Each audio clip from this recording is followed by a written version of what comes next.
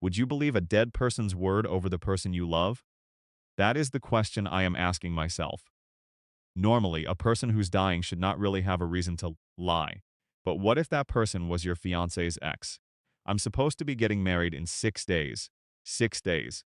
And instead of finalizing seating charts or practicing my vows, I'm here sitting in my bedroom with a suitcase at my feet, trying not to fall apart. Yesterday, I read something that shattered my entire world. Call me Haley, 32 female, and my fiancé is Dylan, 34 male.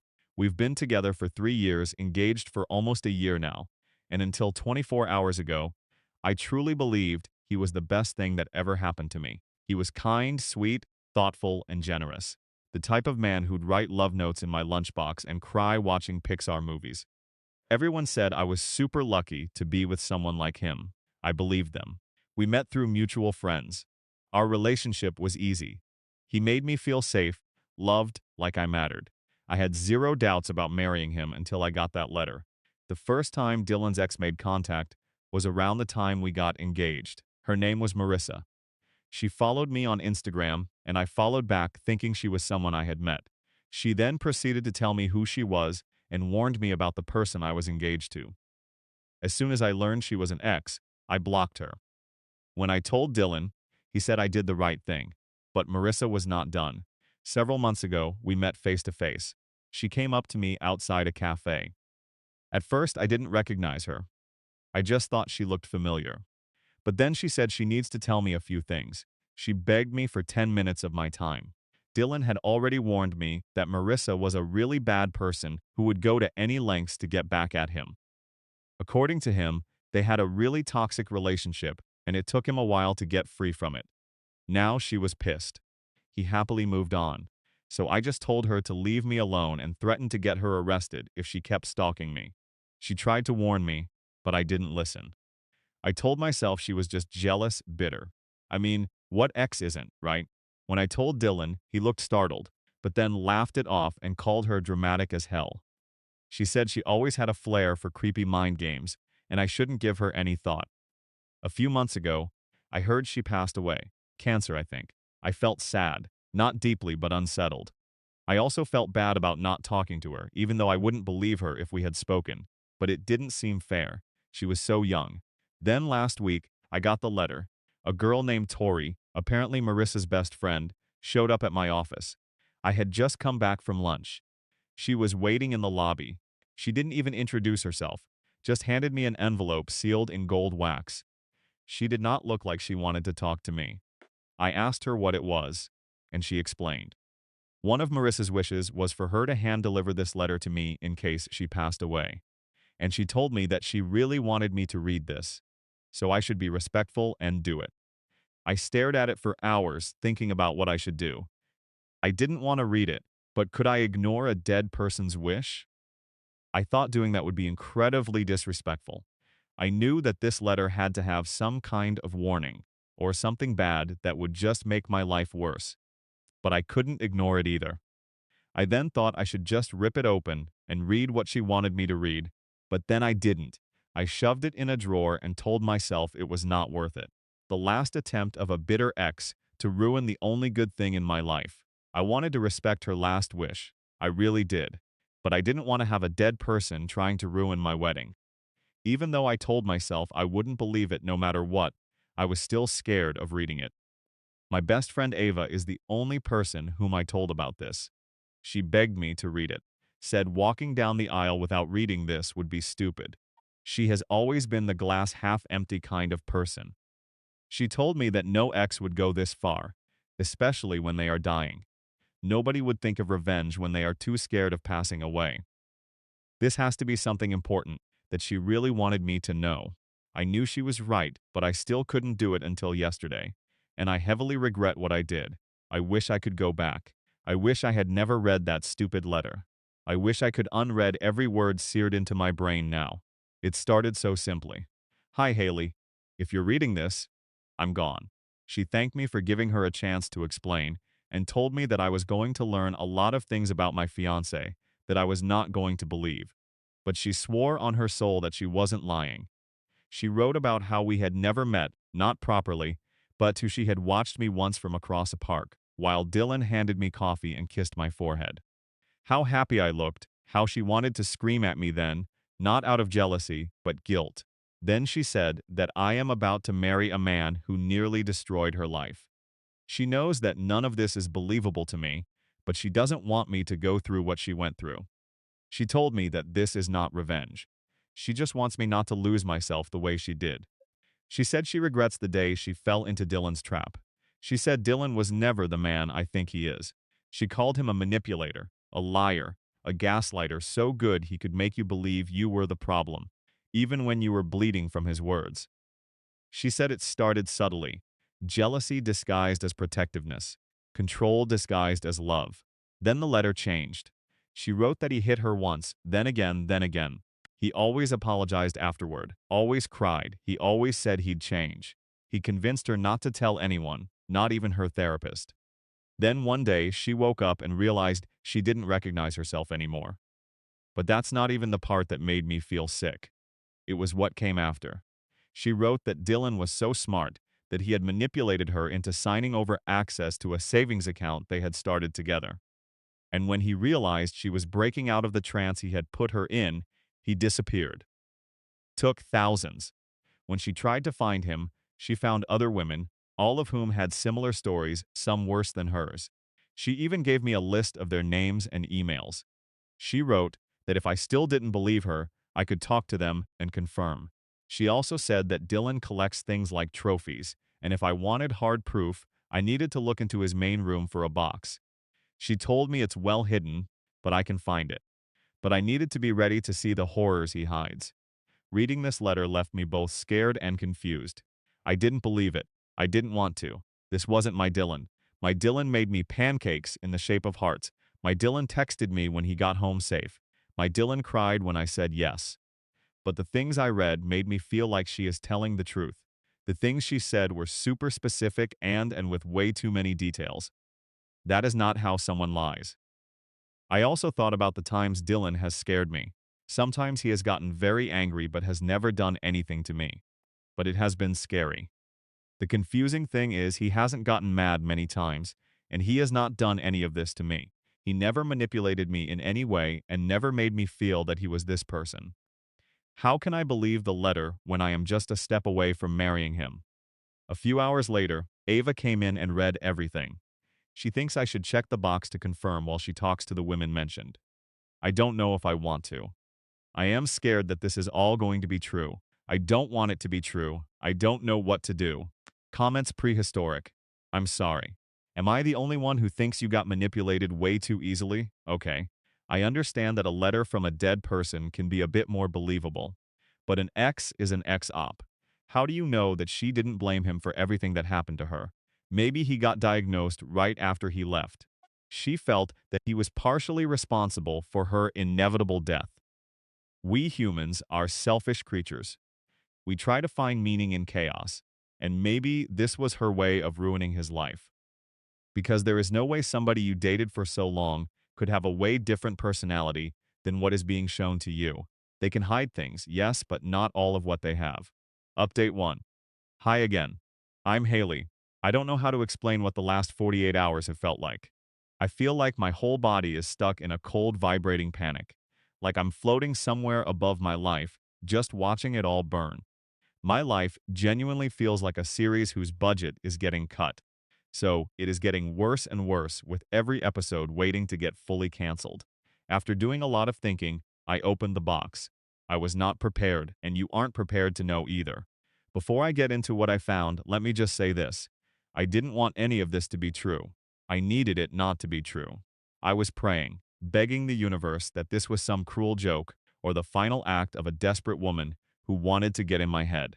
I know that sounds cruel, and I don't think she was lying. Not anymore. But you have to understand that I love Dylan.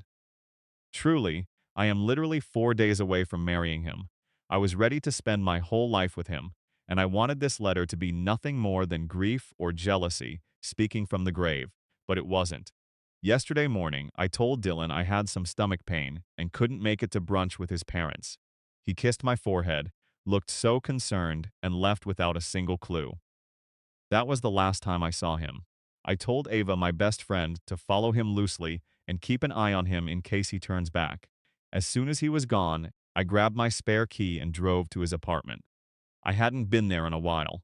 We've mostly been staying at my place since we got engaged, but nothing had changed. Same old couch, same throw blanket, same a little framed Polaroid of us on his bookshelf. I went into the bedroom and started searching. I was shaking so badly I could barely think. I pulled out drawers, checked under the bed, behind shelves, and even inside the vent like some insane person. I was about to give up when I noticed something odd. The bottom panel of his wardrobe had a tiny ridge like it had been removed before. I pried it up. The box was there. It was matte black, locked with a simple clasp. No label, no markings, just sitting there like a really well-built ticking bomb. I looked at it for a good second, and then I opened it. Inside were two stacks of photos. At first, I didn't understand what I was looking at. Then I did. They were intimate photos, not one of us, of other women. Some were clearly selfies, but others looked like they were taken without them knowing. I'm not going to describe them in detail, but my entire body went numb. I kept going. There was a flash drive taped to the inside lid. I took it. Underneath the photos were scraps of paper, notes, names, phone numbers. Most are written in different handwriting, a few with lipstick stains. Some even had dates. One had a driver's license copy of a girl who I now know was 17 at the time. Up until this point, I was in a sort of investigative adrenaline, so I was just looking at things and trying to figure out what it was. But as soon as I put the box down, it hit me. The gravity of the situation pulled me down, and that is when I started crying, like full-on gasping, ugly crying. I sat there on the floor surrounded by this box of evidence that the man I was about to marry was not just a liar, not just a cheater, but something much worse. Like Marissa, his ex had warned me, he was a psychopath or something even worse than that, and he kept trophies. Like these women were an achievement. Who does that? Who collects people like that? Ava picked me up. I couldn't drive. She took the flash drive, downloaded everything, and started looking through the files. There were videos, photos, messages, all neatly organized and well documented, all confirming what the letter said and more. There were dozens of women, dozens. One was from last month. Another said in a voice message that she thought she might be pregnant and he told her to figure it out herself. There might even be more stuff, but I don't really want to know more. Sst. I haven't confronted him yet. He's texted me a few times asking if I'm feeling better. He said he misses me. He said he can't wait to see me in my dress. I can't even look at my dress right now. I can't look at myself. I feel like such a fool. Even though I never got any clue that he could be like this. I feel like I should have known. I should have figured it out. I keep asking myself how I got here. Ava is helping. But I do know one thing for sure. There's not going to be a wedding. Not anymore. He doesn't know it yet, but he will. Update 2. Hi again, it's me. It's been 3 days since my last post, and I'm not okay. I don't even know how to begin this update because I'm still trying to come to terms with what I found. But I promised I'd share what happened. So, here I am. If you didn't read my last post, I found a hidden box in my fiance's closet. Inside were dozens of nude photos. Not mine, not even from the last few years. Different women, different ages. Some of them looked really young. I still feel sick just writing that. There was also a pen drive. I didn't want to look at it, I really didn't.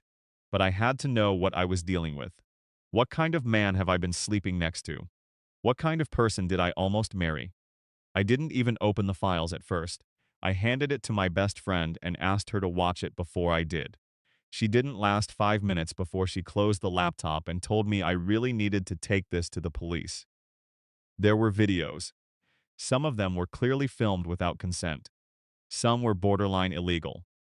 Girls who didn't even look like they were old enough to drive.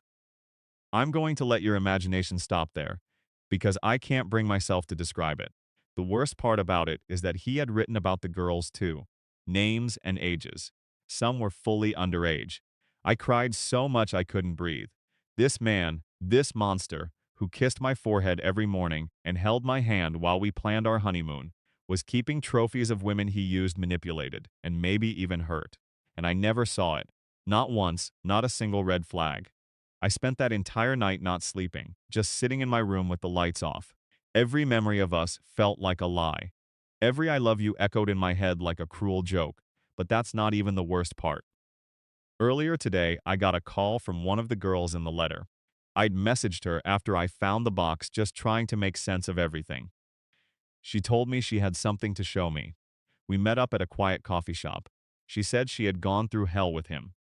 She showed me screenshots of messages, pictures, and voice notes. One of the voice notes, he was laughing about tricking her into sending him intimate photos, saying she was too dumb to realize he was never serious about her. He joked about how easy it was to get what he wanted and ghost them once they got attached. He was gloating about the fact that he is going to have her pictures forever and how he can enjoy her whenever he wants. I feel like puking every time I think about him now. She told me he took money from her too. He said he needed help with his startup. He vanished after 2 months. He'd apparently done this to at least 4 other women that she knew of. Marissa had connected her to the others. They all told me something that surprised me. When I told them about my experience, they said this was not him. This was different. I was not the victim like them. I was the endgame, the big finale, the woman he wanted to marry. Maybe just for appearances, or maybe for something worse. I don't know. But I do know this. I'm done crying. I officially canceled the wedding. I've told my parents, and they were horrified but supportive.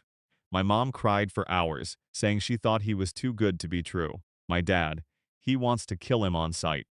I have asked him to stay calm, because I want to do worse things to him. I have promised the girls that he will pay for what he has done.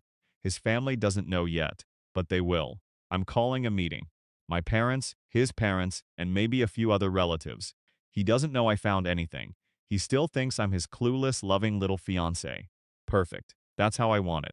I'm going to show everyone exactly who he is. And after that, I'm giving the evidence to the police. No woman is ever going to fall into his trap again. I don't care what it costs me. I don't care if it's messy. This isn't just about me anymore. Wish me luck. Update 3. It's done. The wedding is off. The lies are out. And the monster who almost tricked me into marrying him is probably regretting everything just like me. Let me walk you through what happened because it was intense. So, yesterday I arranged a family meeting. I texted him and both sides of our family saying there was something urgent I needed to talk about before the wedding. I didn't give any details. I just said I was feeling overwhelmed and needed support from the people who love us most. He came in smiling. My mom said he looked so calm it was almost unsettling. He sat next to me and rubbed my back like nothing was wrong, hugged me and asked me what happened. I told him I was about to explain. There were maybe 10 of us total in the living room.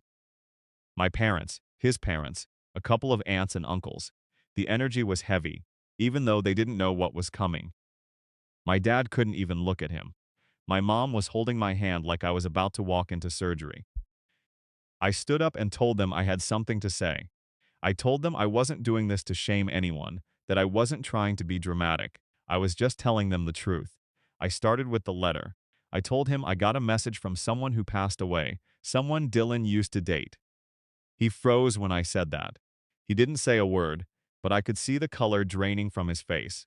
Then I told them about the stories I heard, the woman I spoke to, how they were manipulated, gaslit, and used emotionally, sexually, and financially. Still, he didn't interrupt.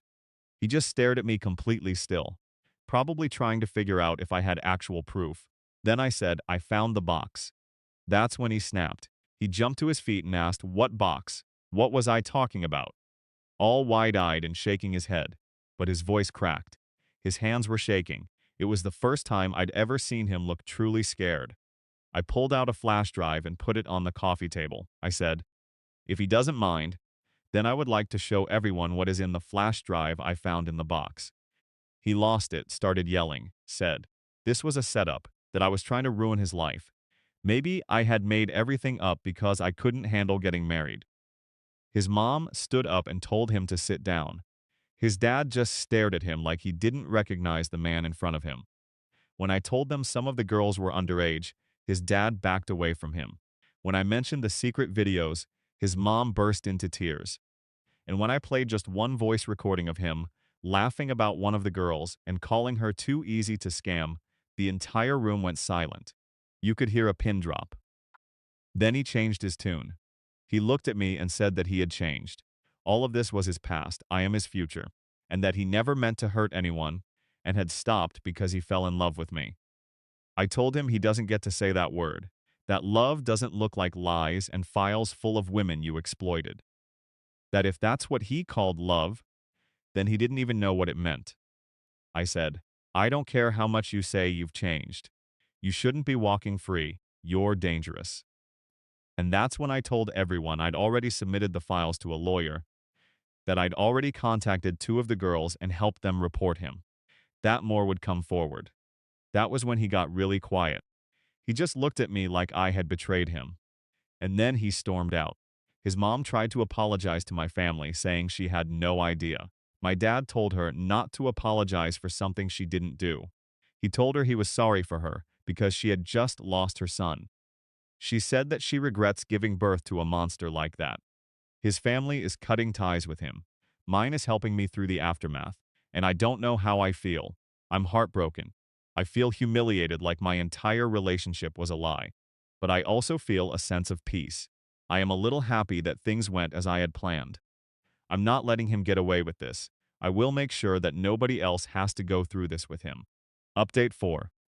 Hi again. It's been over a month.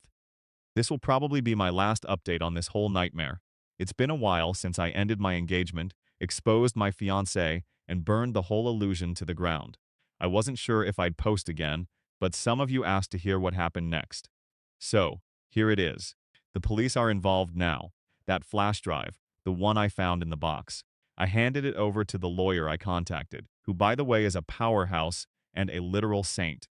And she immediately got in touch with law enforcement. She said, what I had was enough to start an investigation, especially considering some of the girls in those videos looked young, like high school young. Dylan himself had written their ages in a bracket after their names, so we believed it was true. The police looked into it, and it just got worse and worse. Turns out he had been doing this for years, dating, grooming, manipulating, and filming women without their consent, and then discarding them like trash. He'd use fake names, lie about jobs, change phone numbers, and more, all to keep people from tracking the pattern. But when you have one person brave enough to speak, others find the courage too. The lawyer helped me reach out to several of the women. 3 of them, including one who was 17 when she met him, are cooperating with the investigation. Their stories are gut-wrenching. One of them said she tried to report him back then, but nobody believed her. He said he made her think she was the one in the wrong. He gaslit her into silence. Not anymore. He hasn't been arrested yet, but there is a full investigation underway. His life is over. His family has completely disowned him. His father released a statement saying they were shocked and devastated and that they stand with the victims. He tried calling me twice, once from a blocked number, and once through a fake social media account. I didn't answer. I won't answer. A few days ago, I went to visit Marissa. I thanked her for saving me from a monster like Dylan, and I apologized for not talking to her back then. I really wish I had. I moved back in with my best friend for a while. My parents have been incredible. I'm in therapy now. Real therapy. Not just venting in a journal or pretending I'm fine when I'm not. And I'm learning that none of this was my fault. I wasn't stupid for loving him. I wasn't weak for believing him. I was kind. I was hopeful. And he used that against me. But I'm still here, stronger than I've ever been. One of the girls who came forward, the youngest one, sent me a message the other day. She said, "Thank you," that she thought she'd never be heard, that she never expected anyone to believe her, and that made me really happy. So, if you're still reading this, thank you for the support, for the messages, for reminding me I wasn't crazy, for believing in me. It's going to take a bit of time, but I'm going to be okay. Comments. Jacob Crazy. Holy mother of hell. This was not what I was expecting to read when it started. Take that man off the streets immediately. He deserves to be behind bars for his entire life. There is no saving him. This man is gone. He is an animal. I cannot believe he tried to pull the "I have changed" speech on you. Really, man? The guy who keeps photos and evidence of his crime has changed. Yeah, I don't think so. That's not going to hold up in court. And the fact that all of this started with his ex's last wish feels even crazier. She did make this world a better place, though.